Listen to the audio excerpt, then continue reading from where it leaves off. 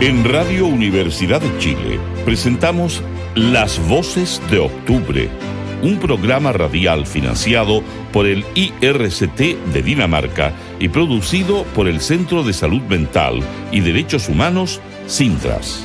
Con diversas voces revisaremos las violaciones de los derechos humanos ocurridas durante el estallido social, poniendo énfasis en el deber del Estado de garantizar verdad, justicia, reparación y garantías de no repetición. En la conducción, Alejandra Arriaza y Dino Pancani. Y llegamos al 15º capítulo de Las Voces de Octubre, espacio del Centro de Salud Mental y Derechos Humanos, Sintras, programa que ha buscado ser una tribuna de denuncia, reflexión y análisis sobre las violaciones a los derechos humanos cometidas por el Estado de Chile en el marco del estallido social iniciado en octubre del año 2019. Desde el lunes 24 de marzo hemos dialogado con diversas personas víctimas de la violencia estatal y con especialistas en las diferentes aristas que tienen las vulneraciones a los derechos humanos. Gustavo Gatica, Aideo Berreuter, Fabiola Campillay, Claudio Nach, María Paz Grandllán, Mary Cortés, José Luis Tejada, Dauno Totoro Navarro, Marta Cortés, Daniela Aceituno, Yerko Lubitich, Marta Valdés, Nahuel Erane. Karen Arancibia, Álvaro Cabrales, Rodrigo Bustos, Mariela Santana, Carlos Astudillo, Lorena Pizarro, Catalina Valenzuela, Juan Enrique Ortega, Daniel Urrutia, Alberto Rodríguez, Nicolás Massi, Carlos Madariaga y Juana Aguilera. Gracias a todos y a todas por estar a lo largo de los 14 capítulos que hemos realizado. Gracias por ayudarnos a poner el tema de opinión pública. Gracias por ayudarnos a buscar la verdad, la justicia y reparación. Y gracias a Radio Universidad de Chile por permitirnos acompañarlos y acompañarlas desde esta señal tan amplia como plural. Hoy queremos hacer un programa distinto, una suerte de resumen de los temas que hemos tratado durante un poco más de 3 meses que estuvimos al aire. Queremos hacerlo con José Miguel Guzmán, director ejecutivo de Sintras, y con Félix Madariaga, productor periodístico del programa. Bienvenidos a ambos. Muchas gracias. Gracias por la invitación. De nada, José Miguel, lo mismo Félix. José Miguel, la pregunta es por qué esta idea del programa radial no vino de Marte, ¿no? ¿Nos puedes contar tú por qué hacer un programa radial que ponga al centro las violaciones a los derechos humanos durante el estallido social? Bueno, este programa nace a propósito y en el marco de una campaña que fue iniciada por iniciativa de la senadora Fabiola Campillay, donde Sintras también forma parte. Una campaña que se llama Por Vida Digna y Plena, Reparación Integral para las víctimas del estallido social. Y en ese contexto, y afortunadamente, el IRCT, de donde somos parte, este Consejo Internacional de Rehabilitación para las Víctimas de la Tortura, donde Sintras forma parte, nos permitió contar con un pequeño aporte económico para financiar estos programas. La campaña también incluye conversaciones, entrevistas con personalidades, con el mundo del ministerial, el Poder Judicial, la Cámara de Diputados, etc. Entonces, en ese marco surge este programa radial, experiencia inédita también para la red de la cual nosotros formamos parte. Por lo tanto, ha habido muchos elogios respecto a las características del programa, a la presentación, al tono, a los temas abordados, así que hay una muy buena valoración del programa. Gracias, José Miguel. Félix, el estallido social ha sido tratado por los medios de comunicación hegemónicos como un paso al vandalismo, a la delincuencia. Desde tu perspectiva, ¿cómo podrías tú definir el estallido social? Bueno, partiendo por tu análisis primero, quiero dar las gracias antes que todo a todas las personas que nos han escuchado a lo largo de estos 15 capítulos que hemos tenido y que nos sigan escuchando en las distintas plataformas en que vamos a estar más adelante. Y bueno, Nos pueden seguir en nuestras redes sociales también, Facebook, Instagram, Twitter, X ahora. Bueno, volviendo a tu pregunta, hemos estado asistiendo no solo durante el estallido social, sino desde mucho antes a situaciones coyunturales, a contextos, lo que ocurrió en la dictadura, o sea, son hechos que nos quieren cambiar la historia a lo largo de que pasa el tiempo. Cuando este año, a propósito, se cumplieron 80 años de la liberación de los campos de concentración de Polonia por el ejército soviético, pero no han ido cambiando la historia desde siempre, desde los textos, en películas, como que fueron los norteamericanos los que vencieron y abrieron eso. Aquí ocurre en Chile algo similar a eso, durante el estallido social.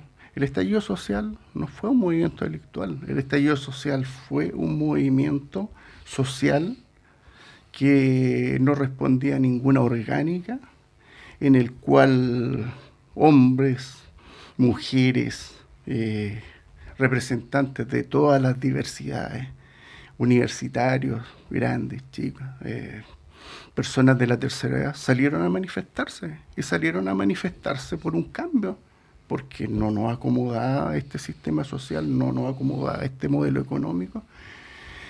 Y, sí, y como siempre han habido muchas deudas pendientes en la historia de Chile, y bueno, la gente salió a manifestarse, ¿y qué recibieron? Recibieron represión, recibieron algunos les costó la vida, otros les costó los ojos, en algo que ya pensábamos que estaba superado desde gobiernos anteriores, de compromisos que se hicieron, pero en realidad Carabineros nunca dejó de ser el protagonista en la represión del pueblo. Y por eso nos instalamos.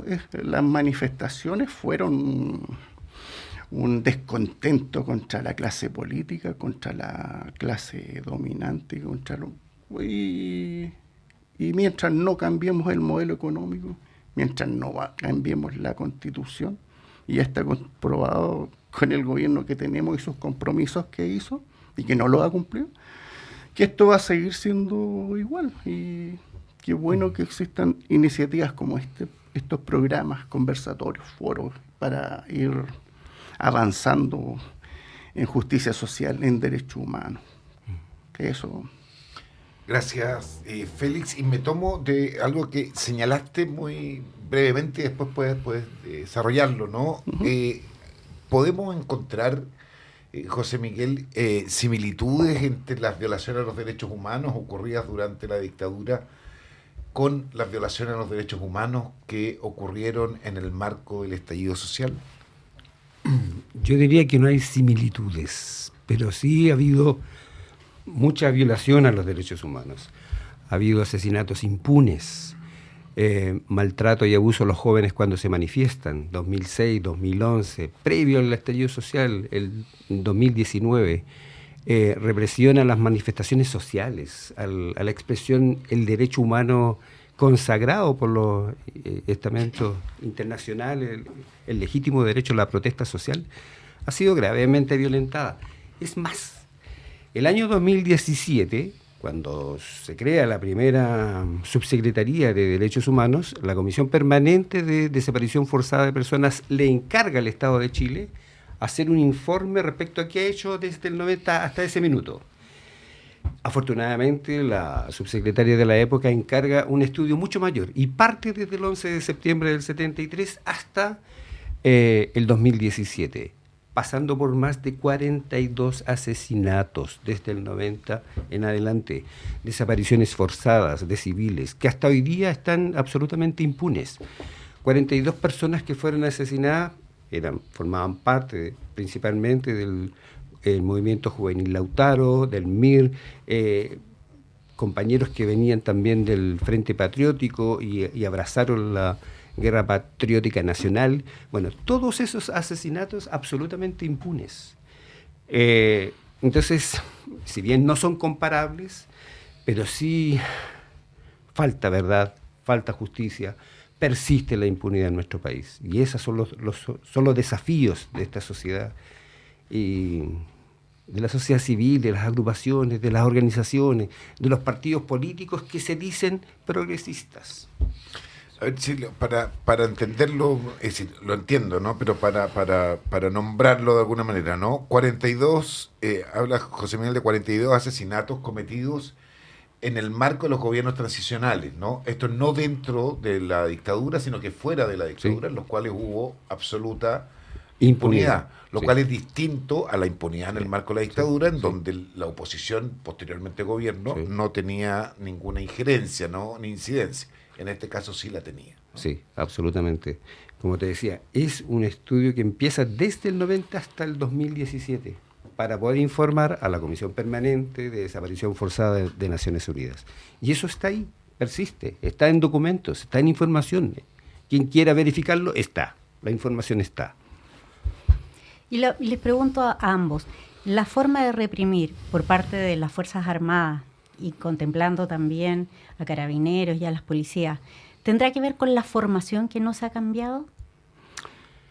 Bueno, también ha sido una exigencia permanente. Yo siento que desde el 90 hasta la fecha, tanto la Comisión RETIC, la Comisión Valech 1 y 2, informes que se entregan a nivel internacional al CAT, al EPU, se han hecho presentes todas estas cuestiones, estas materias, a fin de modificar la lógica con la que funcionan las Fuerzas Armadas, esta doctrina de seguridad interior del Estado, donde el enemigo es precisamente la gente que se moviliza, los estudiantes, los trabajadores, en fin, la gente más consciente, diría yo. Eso podríamos decir que el enemigo interno ha ido mutando, ¿no? Desde el comunismo, a veces los estudiantes, los mapuches, los trabajadores.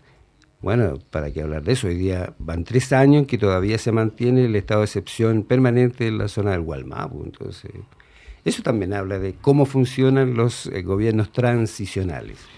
Hay un tema que también quiero mencionar, que dentro de la justicia transicional que hubo en nuestro país, se cometieron torturas, y que alguien en algún momento definió que las violaciones a los derechos humanos solo correspondían hasta el 11 de marzo de 1990. Y todo el que era detenido posteriormente a esa fecha fue declarado como reo común y con las implicancias políticas que habíamos. O sea, hay más de 100 casos de denuncias por tortura durante el gobierno de Patricio Aylwin, principalmente a organizaciones revolucionarias que operaban en esa época, como el MIR, el Frente Patriótico Manuel Rodríguez, el Mapu Lautaro y otras organizaciones más pequeñas. Eso está documentado también, como dice José Miguel. Está documentado también, o sea, los ajusticiamientos o crímenes que cometió el Estado fueron a mansalva en algunos casos de ellos. El caso de Ariel Antonio Leti. O sea, en un enfrentamiento nadie muere con un tiro en la sien, o sea, en la frente. O el caso que ocurrió el 21 de octubre de 1993, el baleo a la micro en Apoquindo, después de un asalto a un banco. Carabineros rafallea la micro, en donde no solo mueren lautaristas acribillados, murieron pasajeros. Y no hay ninguna condena, ninguna denuncia que esté vigente o algún oficial, algún agente del Estado que haya sido detenido por esto. Recuerdo ahí a Enrique Kraus, que era ministro del Interior, que dijo que les sirva de escarmiento. Vamos a nuestra primera pausa musical. Tata Barahona, Luz de Rabia. Estamos de regreso en el programa Las Voces de Octubre, conversando con José Miguel Guzmán y con Félix Madariaga. Hablábamos recién de las similitudes que existían en la forma de represión tanto en la dictadura como durante el estallido social. ¿Ustedes ven también si existe similitudes en la actitud que tuvieron los gobiernos transicionales y el gobierno actual durante el estallido social como reacción a este tipo de violación a los derechos humanos? Sí, mira, yo creo que sí fueron iguales, porque ambos prometían justicia, ambos prometían esclarecimiento de todo lo hecho. Hay palabras de algunos políticos de a principios de los 90 y hasta que encontráramos al último detenido desaparecido no íbamos a descansar. Ya. Y eso yo se lo pregunté a un político hace un par de años atrás y me respondió, lo más probable es que nunca los encontremos. O sea, ya ahí cuando se entregáis, cuando soltáis eso, no podéis. ¿No? Yo por lo menos me voy a morir pensando en que vamos a poder encontrarlos a todos, o por lo menos saber qué ocurrió con ellos. Y que alguien hable, pues que terminen con los pactos de silencio. Es similar a lo que nos prometió el gobierno que está vigente ahora, pues. Las demandas, o sea, comisiones de verdad,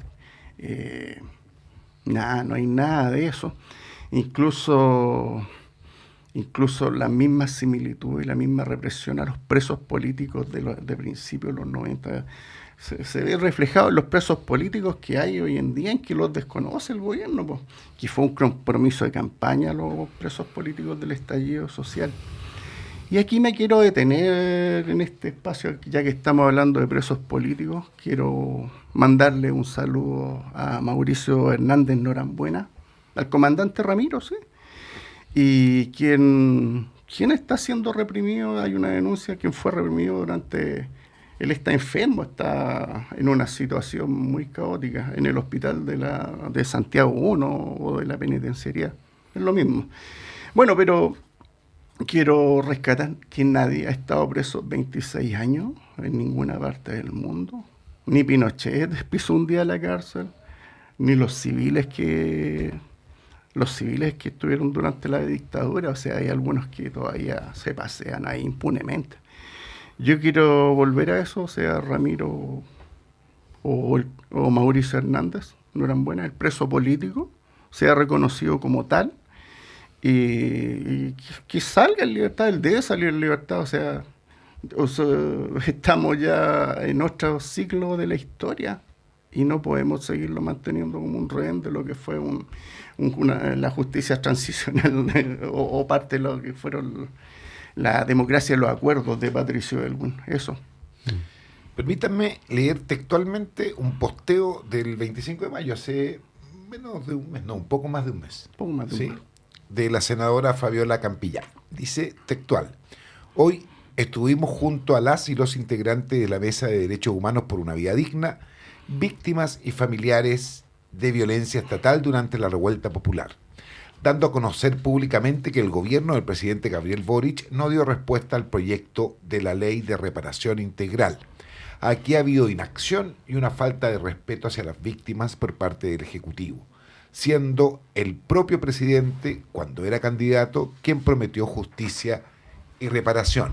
Ya basta, cierra Fabiola Campillay. Aquella reunión, recordemos, fue cuando el presidente era candidato y se comprometió a verdad, justicia y reparación con las víctimas y familiares de personas que vulneraron sus derechos humanos. Apareció en varios de nuestros invitados, recordaban precisamente esa reunión, ¿no? Quedando en manifiesto la molestia de cada uno de ellos, acompañados también de la desesperanza en la justicia en que hemos caído actualmente.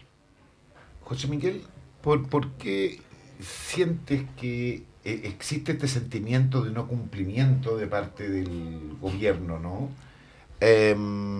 Y de alguna manera, yo entiendo que puede ser un tanto especulativo, ¿no? Pero ¿por qué no cumplió el gobierno?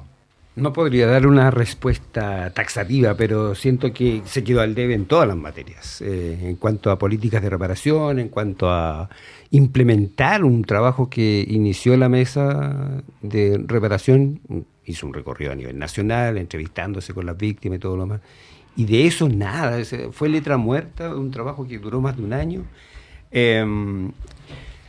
Las respuestas pueden ser muchas y una de ellas es que han sido un gobierno pragmático que ha estado de nuevo al servicio, siento yo, de los intereses de las transnacionales, de las empresas que más han lucrado en este país, y siento que en ese sentido ha sido lamentable. No olvidemos que también hubo por ahí un proyecto de ley que fortaleció las AFP. Otro proyecto que crea la ley Naim Retamal, que le da más atribuciones a las policías para defenderse.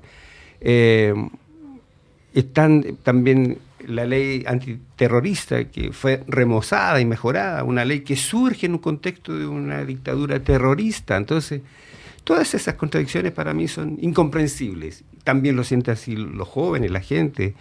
Por eso también tanta decepción respecto a participar en política, a pronunciarse respecto a procesos legislativos, o sea, de escrutinio popular, de ir a votar. Si no fuese obligatorio ir a votar, yo siento que la gente no estaría votando. Hay una decepción respecto al quehacer del mundo en la política, lamentable por cierto. También quería aclarar algo que quedó pendiente anteriormente respecto a por qué también surge este programa radial.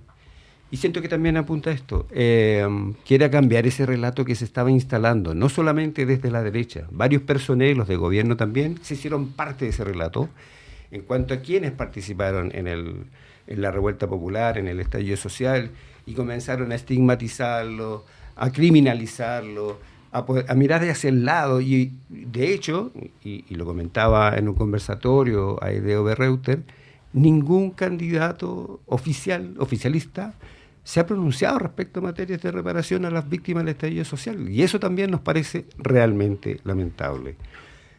Sintras es una organización que ha trabajado desde el año 85 hasta la fecha con las víctimas, y del 90 también en democracia. Hemos sido testigos del dolor, del maltrato, del abuso, de la tortura, sistemática por cierto, en las comisarías, y ahora dirigida principalmente a los niños y jóvenes. Incluso respecto a esta nueva forma de agredir a los que se manifiestan, el trauma ocular. En nuestro país fueron más de 400 personas.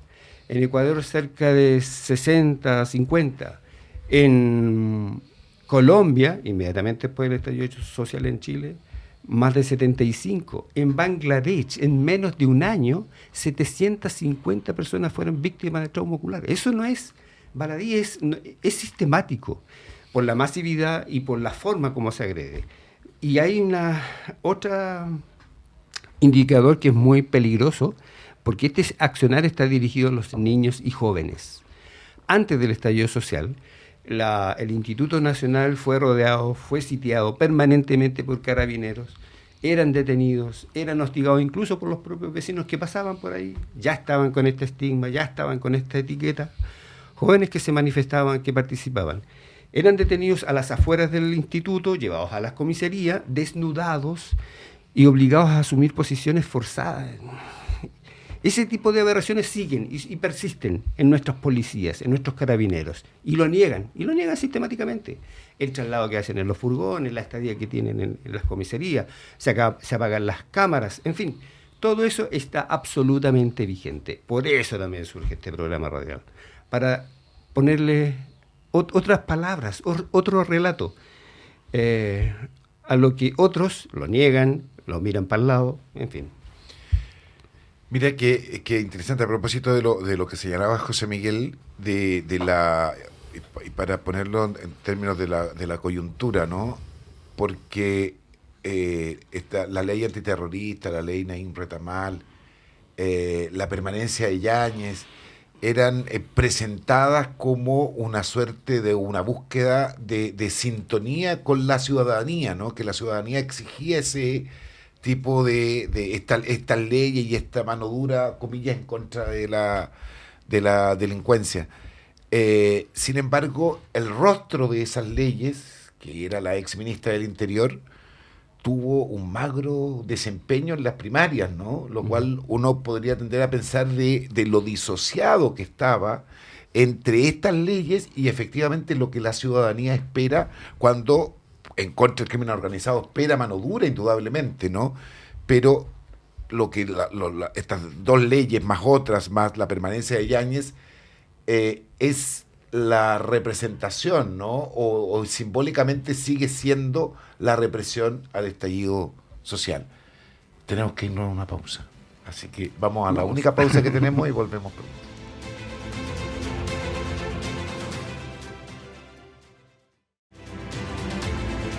Como lo señalamos en otros programas, el Instituto Nacional de Derechos Humanos, el año 2023, informó que entre el 17 de octubre de 2019 y el 18 de marzo del 2020 hubo 3.216 querellas interpuestas ante los tribunales de justicia en favor de 3.777 víctimas. 2.252 corresponden a premios ilegítimos, 582 a torturas, 223 a violencia innecesaria y 159 a algún otro tipo de vulneración. A su vez, el INDH recibió 6.807 denuncias de hechos vulneratorios. Lo más frecuente fueron golpizas, 2.095, un 30,8%, disparos, 1.844, un 27,1%, y desnudamientos, 381, 5,6%, 194, que representa un 20,2% de mujeres denunciaron algún hecho de violencia sexual. En su mayoría las vulneraciones se produjeron en espacios públicos, un 77%. Debemos sumar además que hubo 33 personas muertas en el marco del estallido social. Por su parte, Amnistía Internacional informó que de un total de 10.142 denuncias por brutalidad policial y de las Fuerzas Armadas ejercidas durante el estallido social, menos del 1% ha obtenido justicia. Es decir, el 99% restantes siguen a la espera y muchas de ellas podrían no llegar a ser investigadas. Agregaré que en febrero de este año el Ministerio Público anunció que no perseverará en 1.509 causas en que se denuncian violaciones a los derechos humanos cometidas durante el estallido social. Es decir, son causas que se cerraron sin ser investigadas. En Chile, ¿existe una relativa impunidad en torno a los responsables de las violaciones a derechos humanos? Mira, qué buena esa pregunta, Alejandra, porque mira, el estallido social se enmarcó entre un contexto de demandas sociales, de demandas políticas. Pero fíjate que muy poco yo vi que le dieron al Poder Judicial, que se instalaron afuera de los tribunales de justicia manifestantes, porque si bien el descontento también yo recuerdo en esa época era el gran descontento que había con la justicia, y que es el que tenemos hoy en día. O sea, 2 empresarios que fueron condenados a clases de ética, que pertenecían a una de las clases. O sea, la justicia era clasista. O sea, hay justicia para quien tiene plata para comprar justicia, por decirlo de alguna manera. No sé si lo estoy diciendo bien o mal, pero en ese tiempo también recordábamos al joven que fue detenido por piratear CD y que murió en una cárcel en la cárcel de San Miguel, en donde nadie se hacía responsable. Entonces, hoy en día también nos estamos enfrentando a lo que es esta justicia negacionista. Bien, negacionista porque, claro, o sea, sobreseer causa, o sea, dilatarla en el tiempo. En octubre se cumplen 6 años del estallido social. 6 años en que son pocos los casos que han sido sentenciados y llevados adelante, porque, o sea, si teníamos todos estos miles de casos que ya no van a perseverar, es porque nos quieren contar otra historia. Es lo que hablaba al comienzo yo cuando nos quieren contar una historia que no es la historia que ocurrió. O sea, todos la vivimos, todos sabemos lo que ocurrió durante el 18 de octubre y los días posteriores y el año siguiente. Entonces no podemos estar sujetos a una justicia que no cumple. Y lo decía un mismo juez en este programa hace algunas semanas atrás. Yo creo que el poco compromiso que existe del Poder Judicial con las víctimas, con los presos políticos, que es del estallido social, les mando un saludo a ellos. Haremos gente que vamos a seguir perseverando por la libertad de ustedes, pero no podemos seguir en esta, o sea, mientras no cambie el Poder Judicial y el formato en que está también, no podemos seguir creyendo mucho en ello, en que va a haber justicia plena. Eso por mi parte. Bueno, agregar que lo que estamos diciendo nosotros lo han dicho otros periodistas, abogados, ex jueces, ex fiscales también. Aquí hay una justicia para ricos y para pobres, eso es innegable. Y lo hemos visto en casos emblemáticos y no vamos a ahondar en ello. Y eso es grave, gravísimo. Hace un par de meses también estuvo aquí la relatora especial respecto a la separación de jueces, De la y la independencia. Y claro, en el estallido social también quedó de manifiesto cómo es que los jueces o fiscales, a la hora de procesar, investigar y condenar a jóvenes que participaron en la revuelta, ponen por delante sus propios, su política, su ideología a la hora de procesar y condenar. Jóvenes que no tenían historias anteriores, tenían historias intachables previas, y a pesar de eso se le aplicaron medidas graves, como fue la cárcel, en fin. Entonces, sí, y yo siento que efectivamente los tribunales de justicia siguen estando en deuda con nuestro país. Durante la dictadura ya mostraron cómo actuaron respecto a graves violaciones a los derechos humanos, hicieron oídos sordos muchos habeas corpus y demás. Y en estos momentos, en esos momentos críticos donde principalmente los jóvenes son los que se movilizan, 2006, 2011, 2019, los tribunales siempre quedan al debe. Y como digo, ponen por delante sus posturas político-ideológicas a la hora de procesar y condenar. Y eso es grave, gravísimo. Yo complementaría que es una justicia absolutamente con un sesgo de clase, ¿no? Y uno lo puede sacar de la movilización social y pensar en el hombre que golpeó a una persona de la tercera edad y que lo deja muy a maltraer, muy grave, y lo dejaron sin arraigo nacional, que hoy día está en Brasil, ¿no? Me refiero a quien golpeó al conserje, sí. en la comuna de Vitacura. Lo más probable es que eso en otro lugar no hubiese sido y hubiese quedado con prisión preventiva, pero en este caso la justicia lo que hace es quitarle gravedad, porque se trata en este caso de un conserje, ¿no? Ahí está claro el clasismo de la justicia chilena. Y volviendo al tema de la movilización social, ¿no? El estallido social puso al centro el debate en torno a los derechos humanos, desde diferentes lugares, ¿no? Pero volvió a estar el tema de los derechos humanos. Y hubo una respuesta también sobre el tema de los derechos humanos, que era, por ejemplo, en Carabineros brindarles clases de derechos humanos en el marco de su formación, y ya no que no se formaran en una cierta cantidad de tiempo, sino que doblar la cantidad de tiempo, etcétera. Podemos ver, a 6 años, decía Félix recién, ¿no? Podemos ver que hay un cambio en la manera en cómo aborda Carabineros la movilización social. Félix, para los que nos ven, van a ver que levantaba el dedo. Félix, por favor. Sí, bueno, podrán tener miles de clases de derechos humanos y de ramos relativos, pero ellos van a seguir siendo los mismos que conocimos, los mismos que el 11 de septiembre pasado, en la marcha por los derechos humanos, gasearon a la presidenta de la agrupación de familiares de ejecutados políticos de Chile en la cara, y que a mí me quemaron el muslo con esos mismos gases. O sea, ellos no van a cambiar, porque ellos su formación no la tienen en Chile. Ellos, la mayoría son preparados en lo que quedó de la Escuela de las Américas, que hoy funciona en Estados Unidos, que hoy se llama WINSEC, y en donde Chile creo que es el tercer país que sigue mandando todavía en América Latina más soldados y uniformados a prepararse.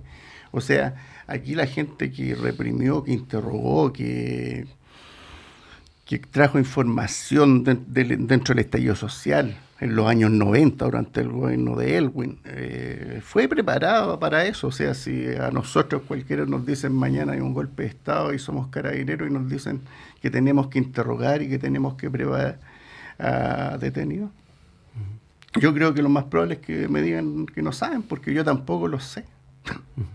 Porque para eso se prepararon ellos.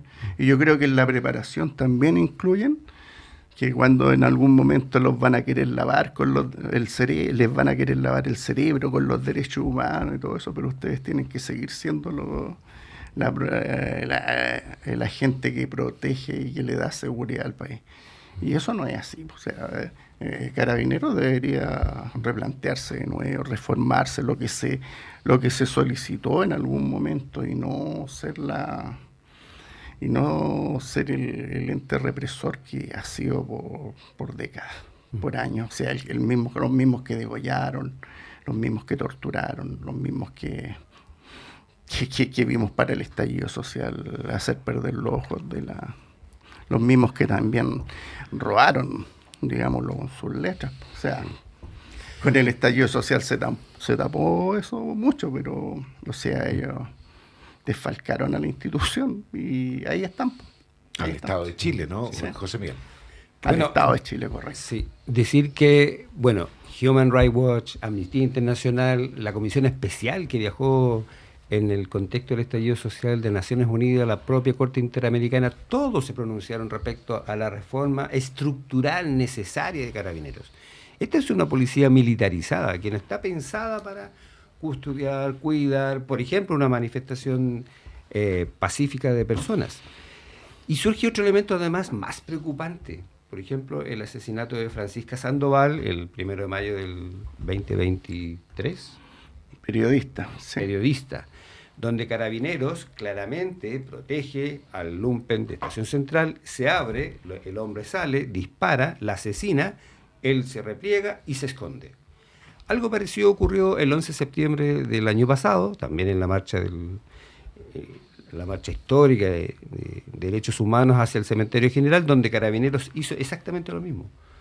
Una antimarcha, una persona civil con un puñal ataca y agrede a un joven y lo asesina y luego se repliega.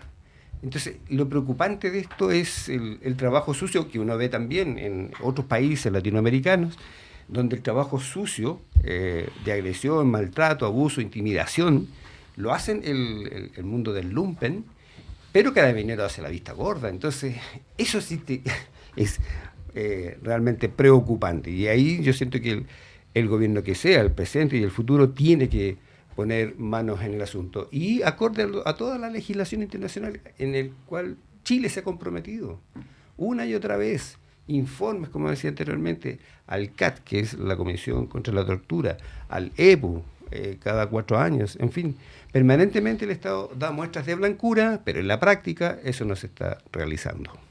Basta, es el tema de los Vázquez que vamos a vivir a continuación. Bueno, escuchábamos Basta de los Vázquez, ¿no? Pero yo, complementando la conversación anterior, no puedo dejar de mencionar el asesinato de un niño y un adolescente a la salida del Estadio Nacional, en donde no quedó en nada, a pesar de que hay testigos en los cuales se señala que fue Carabineros quien los arrolló, y además lo pudimos ver a través de videos cómo ingresó Carabineros a la clínica en donde estaban tratando a los niños y reprimió a los familiares que estaban preocupados, ¿no? Esto a propósito de la conversación anterior, pero también para poder enlazar la pregunta siguiente, ¿no? Porque movilizaciones sociales van a haber, han habido y vendrán más, ¿no?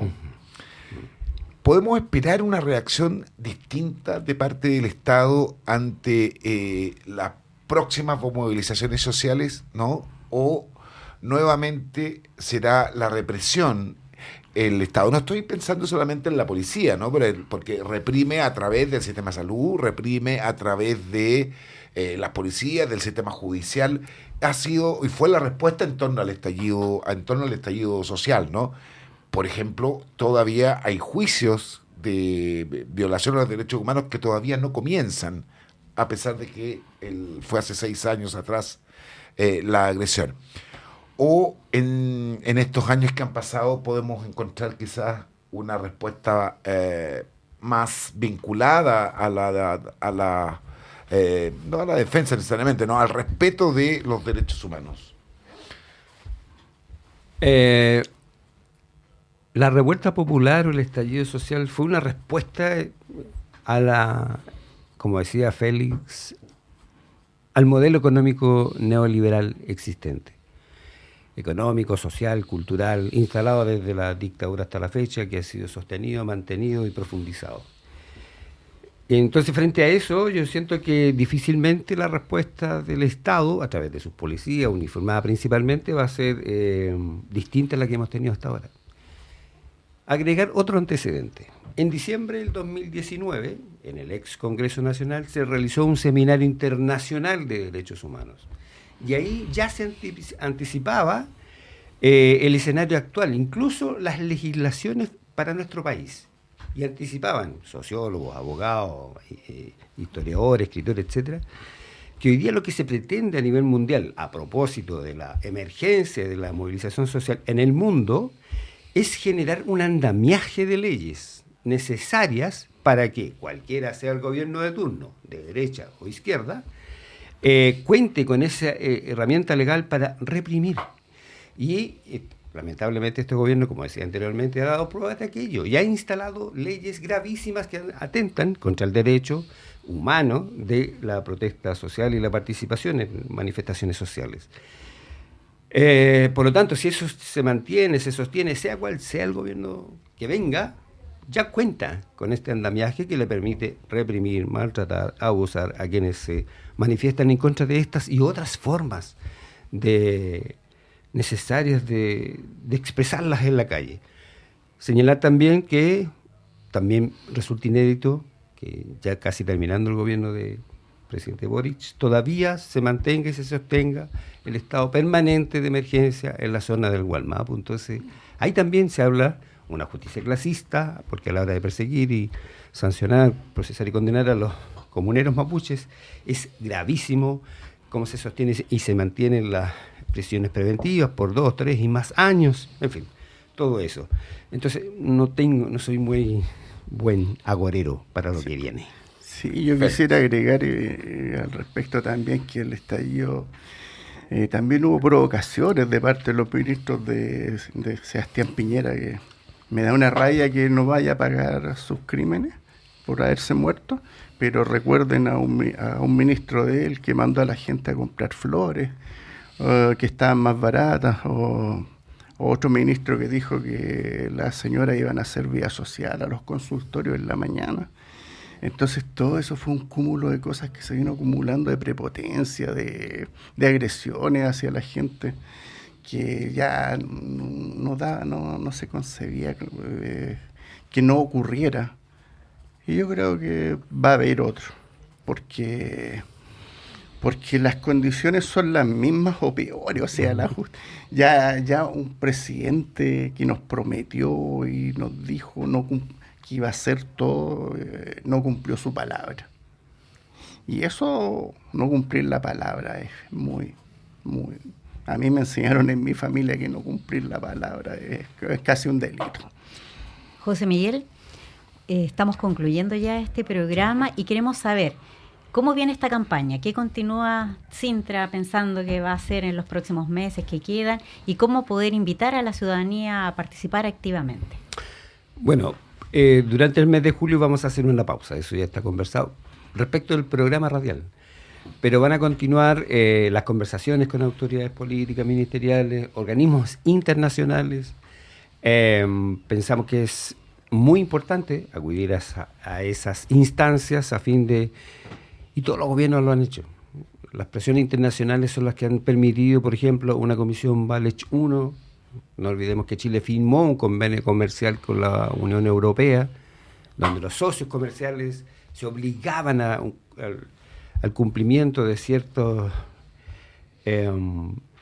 normas en materia de derechos humanos. Bueno, entonces yo siento que esto va a continuar y tiene que continuar en estos términos, ¿sí? Presión para el gobierno saliente, pero también el gobierno que entra, sentimos que es necesario a nivel nacional e internacional. Y recordar cuáles son los hitos de esta campaña, ¿no?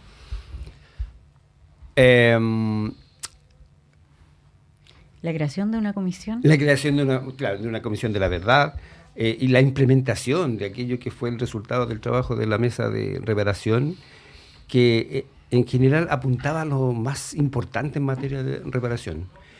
Justicia, verdad, reparación integral, rehabilitación en salud y aquello, garantías de no repetición, necesario para que este país y la democracia se sostenga y se mantenga en el tiempo. Claro, lo que viene es bien complicado, ¿no? Pero estamos en un gobierno saliente en donde no avanzó en esta comisión. Si llegamos a tener un gobierno de ultraderecha, lo más probable es que no va a haber ninguna posibilidad de la realización de que se constituya una comisión, y tendrá que ser la sociedad civil, me imagino yo, la que tenga que llevar a cabo todo este trabajo, presionando al gobierno probablemente con bastante más fuerza, así es que no es la ultraderecha la que gobierna, ¿no? En donde uno podría ahí, y tú me corriges, pero ahí uno podría aspirar a que sea el Estado el que se haga cargo de la comisión, ¿no? Bueno, por eso mismo yo siento que es importante la movilización de la gente, la organización, tener claros sus objetivos, trabajar con unidad, con fraternidad. Sabemos que no ha sido fácil. Restituir el tejido social de nuestra sociedad, de nuestro pueblo, de nuestro país. Y, como decía, recurrir a organismos internacionales. Y no olvidar. O sea, sí. Hay que recordar todo. Este año, en agosto, se cumplen 80 años del lanzamiento de la bomba atómica a Hiroshima y Nagasaki, y de quienes fueron los únicos que han lanzado una bomba atómica en el mundo, o sea, y que nunca han pedido perdón. No hay que olvidar lo que ocurrió en nuestro país, pero no hay que ocurrir también los hechos que se instaló en el siglo pasado el nazismo en el mundo, que se fue derrocado, pero siempre van a permanecer y van a tratar de hacer resurgir esta ideología en nuestras partes, en todas estas partes, y sobre todo en nuestro país, y parte de eso también hay en nuestras policías. No olvidar lo que fue el estallido social, no olvidarlo, y seguir buscando verdad y seguir buscando justicia. Mira, yo no puedo dejar de señalar y pedir un saludo entrañable a la madre de Patricio Pardo Muñoz, Adelaida Patricia Muñoz, suicidado en diciembre del 2021, víctima de trauma ocular, 26 años el momento de su suicidio. A Jonathan Vega Araya, también se suicida el 2022, tenía 32 años, una hija. A Jorge Salvo Alarcón, y por su intermedio a su madre, Susana Alarcón. Él tenía 27 años, de la comuna de Maipú, una hija, y a Sebastián Méndez Ortega, y principalmente su padre Hugo Méndez, que han estado en esta lucha por verdad, justicia, reparación integral total. Para ellos, nuestro saludo fraterno, emocionado por su lucha, en fin. Y trato digno para los presos políticos del estallido social y para Mauricio Hernández Norambuena. Bueno, y con nosotros nos despedimos, Alejandra. Así es, Dino. Llegamos al término de esta primera temporada de Las Voces de Octubre y esperamos encontrarnos con ustedes pronto. Muchas gracias y nos vemos y nos escuchamos pronto. Las Voces de Octubre es un programa radial producido por el Centro de Salud Mental y Derechos Humanos, Sintras. Guión y conducción, Alejandra Arriaza y Dino Pancani. Edición, Félix Madariaga. Gráfica visual, Ítalo Retamal.